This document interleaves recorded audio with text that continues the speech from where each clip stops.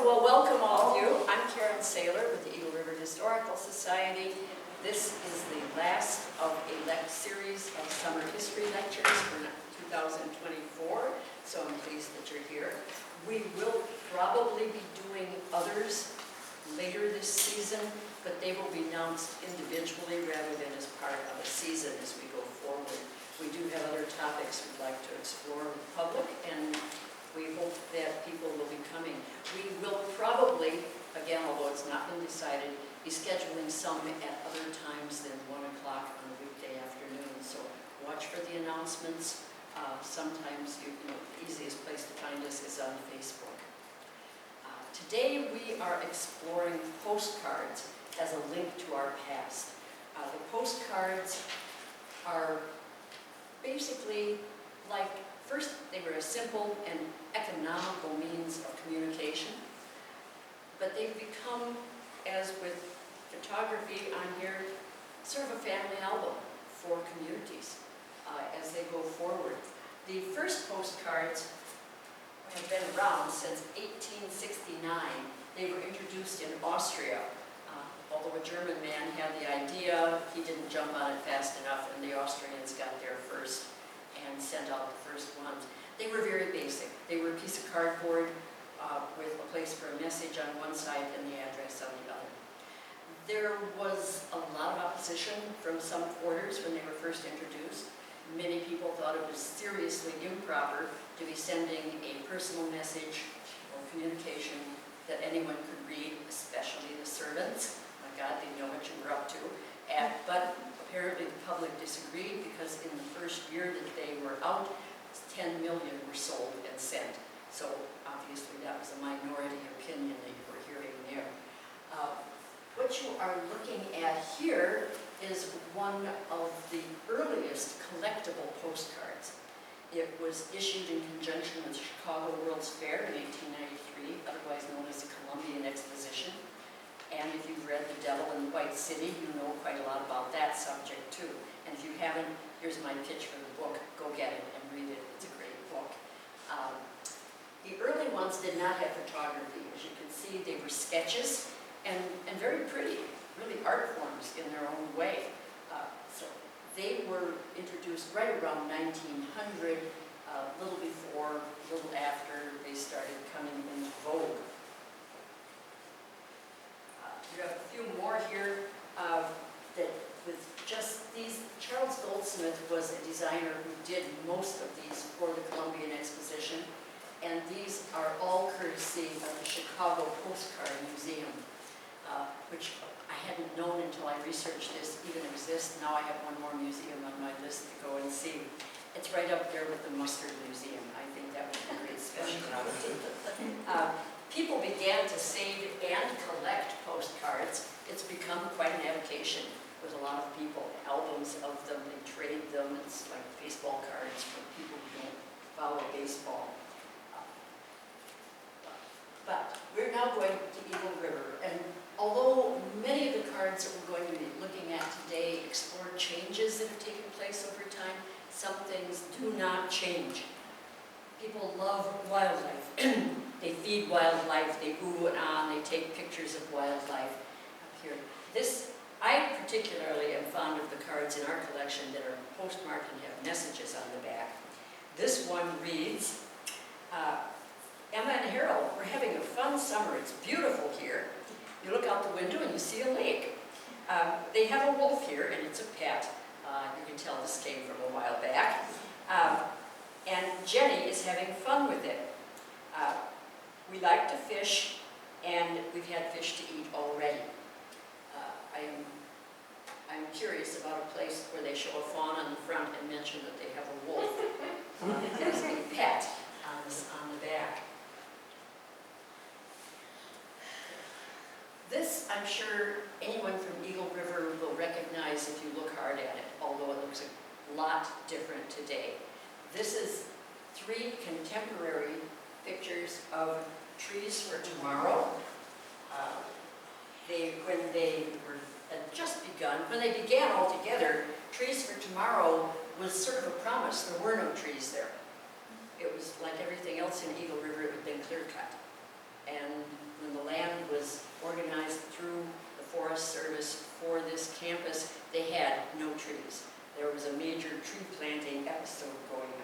These are all 1962, so you can see it was established for some time. The trees have taken hold and have good growth going on there. We're going backwards in time rather than forwards because I think that's more interesting for us all. These are all downtown Eagle River. Two of them are from the 1950s and one from the 70s. Can anybody pick out the difference? Yes, right.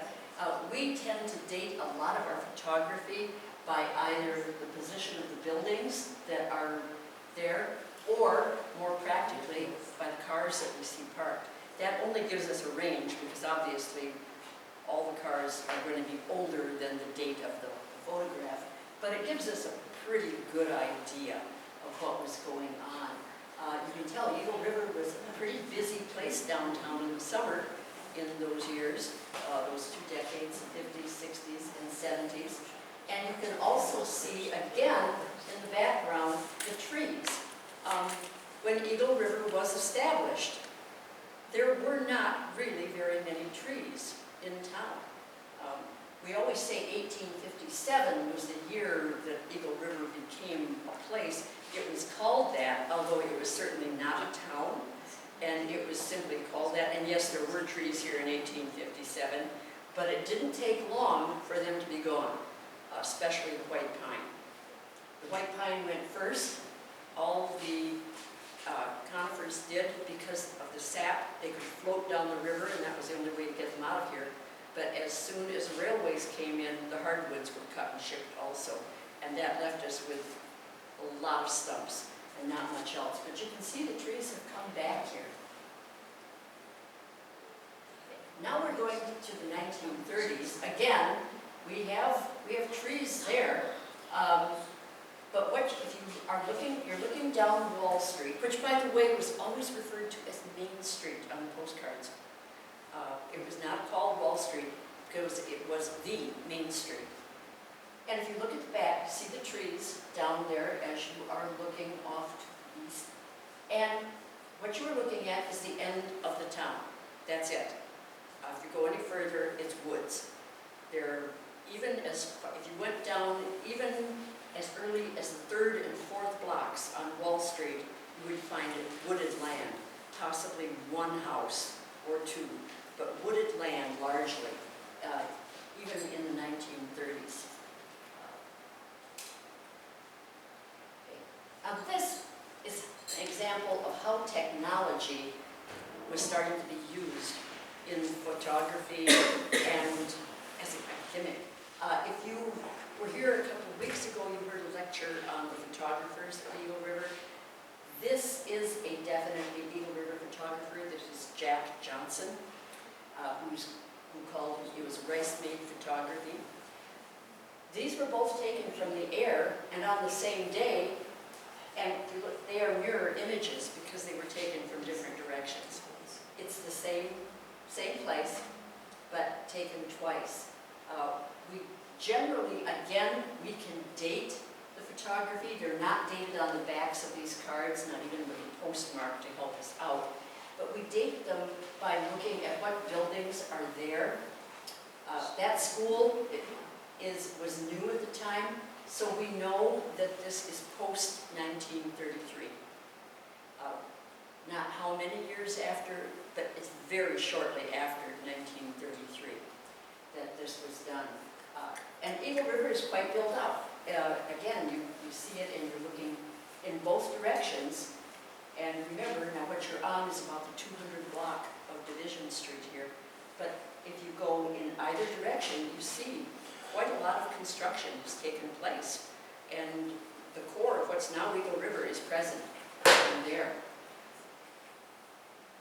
Okay, here's another aerial shot. This one will show you, you can see. Let's find it out here. You can see where you are. This is the curved block at the end of Wall Street. It was the moccasin shop. So you can orient yourself. You're getting just a little bit of what's on the other side of Pine Street, Railroad Street, and the railway tracks over here. There are some industrial commercial buildings, but most everything is still on the other side of the street. And you can see Wall Street running down. And again, look off in the upper right corner how quickly you see woodland up there. That again is an indicator that the things that we know as the commercial district down there, where the cemetery was there, but it's not showing up because of the prevalence of all the trees. The cemetery had its centennial last year, so it was well established, but you really can't see it. And there wasn't much of any other construction down there. You do see Silver Lake up there in the background. Now, some of these postcards were created deliberately for advertising purposes, and this is one of them. This aerial shot was for boat sport. Now, the interesting thing is, I asked two people to affirm the identity of this, and both of them said, no, I don't even think that's from around here. That's how different it looked at the time. But I have the card here, and it is definitely boat sport, and it has the owner's name and phone number on the back of it. I'm going to take his word for it that he didn't put a picture of another business on his postcard and send it out. Do you know what year that is? I'm sorry? What year that is? Who? What year that is? Oh, yes. This is probably in the early 50s. Again, we don't have a date on it. It's too bad because it would be really helpful to be interesting to know that, but we just don't have a date on it. As I said, it's a commercial card, and it wasn't postmarked even. So, would the bridge have gone? Right. It's where the Voyager condos are now. Right. It was on the other side. It's just the road. side. Mom thinks Dwyer's on Myers Bolt Works were on the other side. Right, Yeah, right. That's such a great picture. and that's the thing. And this one you'll recognize quickly. As what is there today. This is Bonson's Supermarket at the time. And that's when supermarkets were an innovation, as opposed to walking into the store and going to the counter and telling them what you wanted, and they would fetch it and pack your order for you. You picked up the cart and walked around and picked up your own groceries. And right next to it is the Dairy Dandy. Both of them now other businesses, of course. Is that true? Pardon? Is that true? No, this is Bonson's, and it's now for where Walkabout is, and Nelson's Hardware was just to the right as you face the buildings when that was built. And when they moved out onto the highway, that was, the mall, that was another big innovation. To move it out there. They're just the supermarket, because they were always downtown before. This is as far out as a major market ever was before Triggs and Bonson's were built in their later locations. What year is this, do you think? Again, we're looking here, but we can't be sure what year this was taken. Probably early on, but it is in the 50s.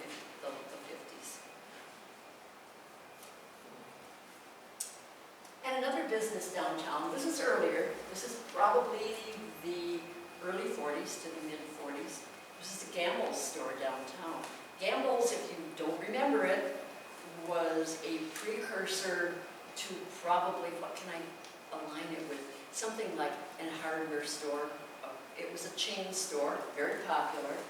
And you can tell how prices have changed. Can you see just to the left of over here in the corner, batteries, those would have been car batteries, charge 50 cents.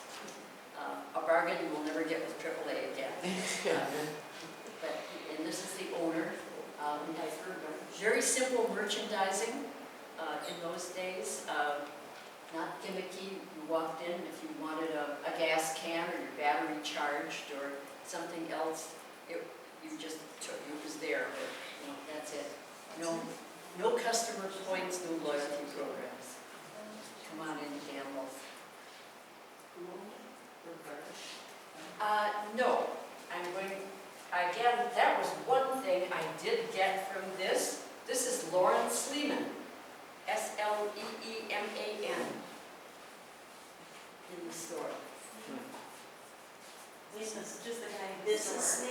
This is Mr. Sleeman. In the picture. Was Was he he before before Garbushes then? No, I'm guessing that, I thought you were asking who he was. I No, didn't. I'm guessing he was a staff member, an employee. Oh. That's, She just remembered when garbage was. Oh, no, Right. I knew. right, but I'm just guessing that's who he was. I can't find any information on Mr. Sleeman. Do you know what the current location of this would be? I'm sorry? Current location? Where that would be. Oh, where the Gambles is? I can pick that out for you, but I can't give you the name of the business that's in it right now, right off the top. Birch and something.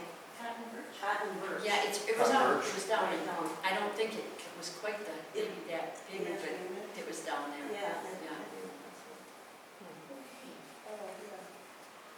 This one is not in Eagle River, but I just had to include it because it's been through so many changes of occupants, and yet it looks the same today as it does here. This is the Clearwater Lake Grocery Store, and it's, most recently it's been restaurant after restaurant there, but that is it. Again, we are looking at the 1950s, and that serviced people to the east of Eagle River. It's one of the very few pictures of that building that I've ever been able to find, and I thought it would be fun to look at it. And this, again, is not so far from us right now. You recognize it downtown. This is the Information Bureau, which at the time also held the police department. And it was fairly small. They had a bench out front, which was a very common meeting place for retired gentlemen before they had McDonald's to have coffee hour. They could meet on the bench in front of the Information Bureau right downtown. A couple of people always have said, you know, oh yeah, my dad was always down there after he retired. He had to go down and meet his cronies at the Information Bureau.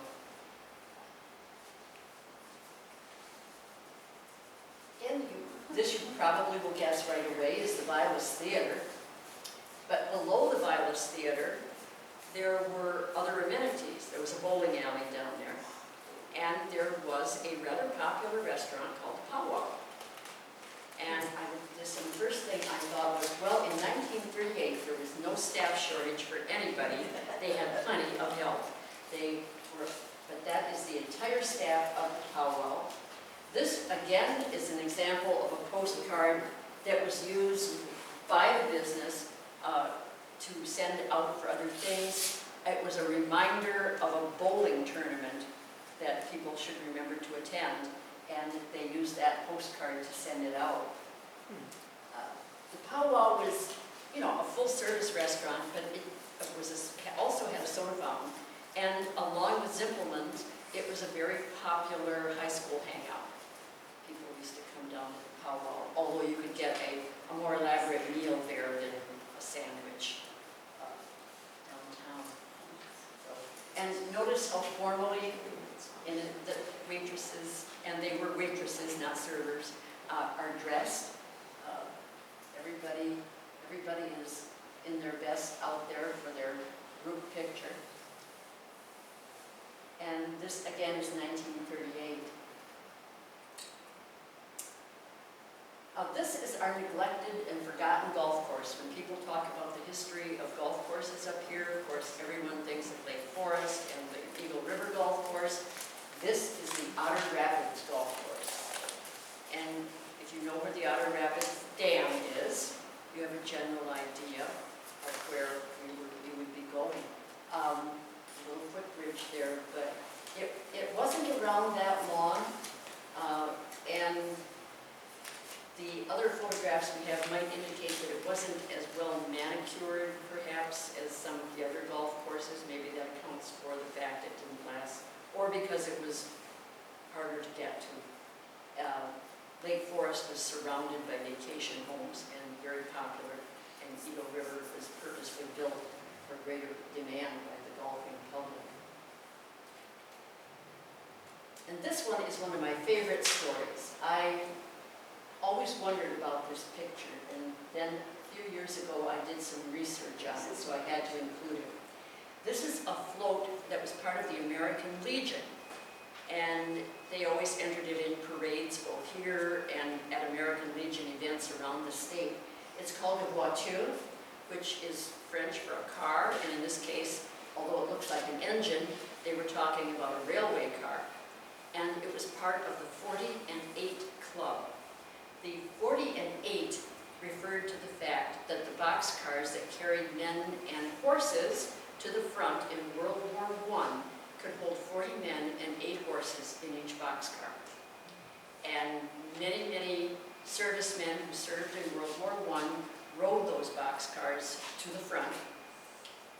They came home, and this, as part of the American Legion, they formed this, and it eventually broke off in the 1960s to its own organization.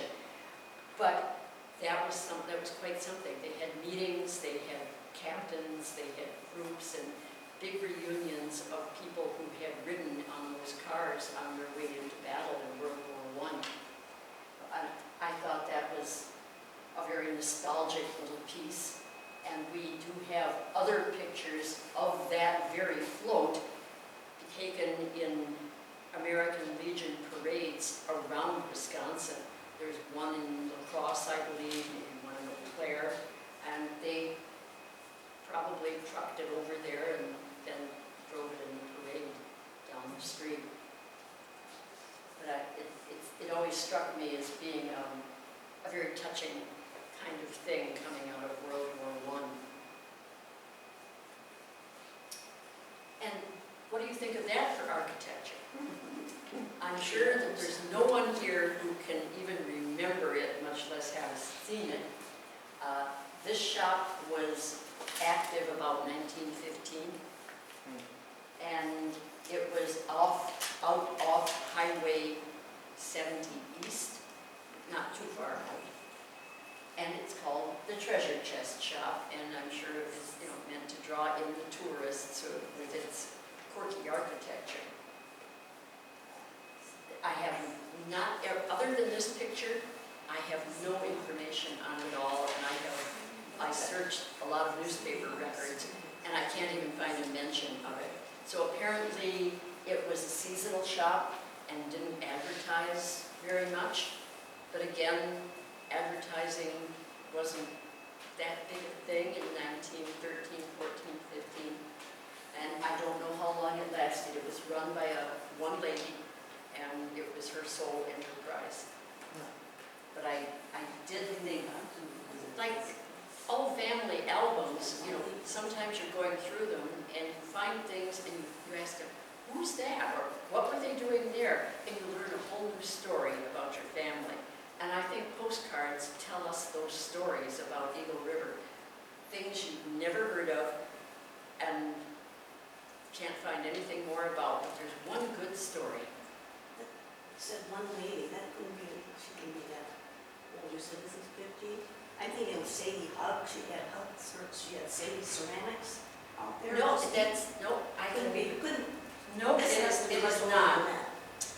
It is not. I used to make it to I know, that's what I'm saying, yeah, I mean, it wasn't that, but I mean, it's in like the same place. Oh, you mean all that way out there? Yeah. Her name, I don't know her full name, because ladies did not often use their own given names, but she was Mrs. Harvey. And I know nothing more about Mrs. Harvey. I cannot enlighten you any on that. I would like to, because I'd be kind of curious to know a little bit more about the woman who had that built and had that idea. I thought it was probably pretty clever when you consider. And this one, well, who would ever thought that you have a baby parade? It wasn't quite all babies, as you can see, it was children. This was 1913. And the building, the brick building this is on Wall Street, and the brick building there is what was Frankel's menswear store, right downtown. They are lined up. You can see how early it is. The streets are not paved. We have sidewalks, but the streets are not yet paved in Eagle River.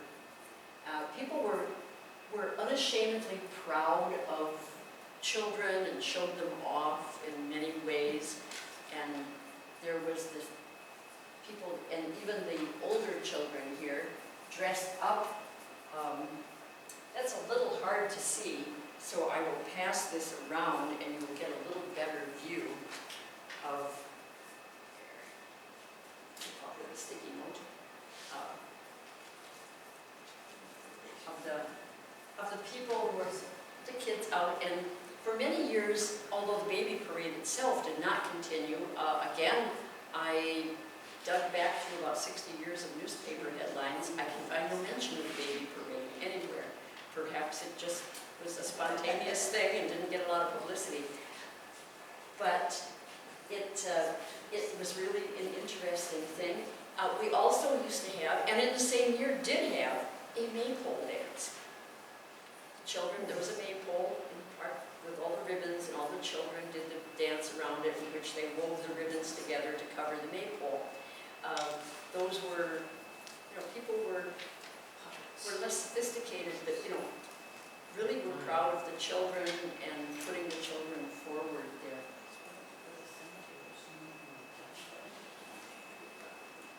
Now, this is one more piece of architecture that is still here today, but not in this exact form. And when I mentioned how clear-cut it was, you can see that there are no trees here. They're gone. A couple have been planted or were so small when it was cut that they were ignored and left. But this is on a well-traveled corner right now. This building sits on the corner of Division and 2nd Street and is now the Bible Church. She goes, that looks like Community Bible Church. It is, although when this was taken, it was the Episcopal Church. This is the 200 block off Wall Street. It sits between Wall and Division. And the house behind it is the pastor's home. They were early built on here. This block in its entirety was bought by a German immigrant who had been working on the railway lines. When he came to Eagle River, he bought that city block, which again tells us something about the relative price of real estate. That this was not a wealthy person, but he was able to buy an entire city block. 3 of the lots became family homes, him and his sons. Others were sold. This one is donated to the Episcopal Church for a building site.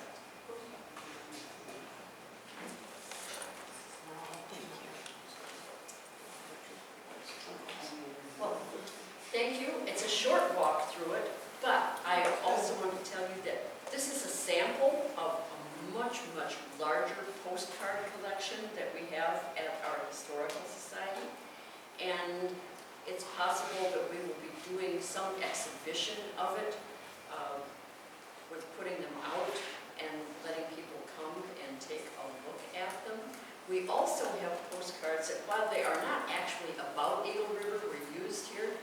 They are, I couldn't find a place to include them in this because most of them are pristine, they hadn't been used, so they don't have a story attached about what went with them. But they are meant to be very wink and nod sort of things. Coy young ladies sitting under trees with gentlemen bent over them and little remarks about, your beautiful blue eyes. And they were meant to be a touch risque at the time.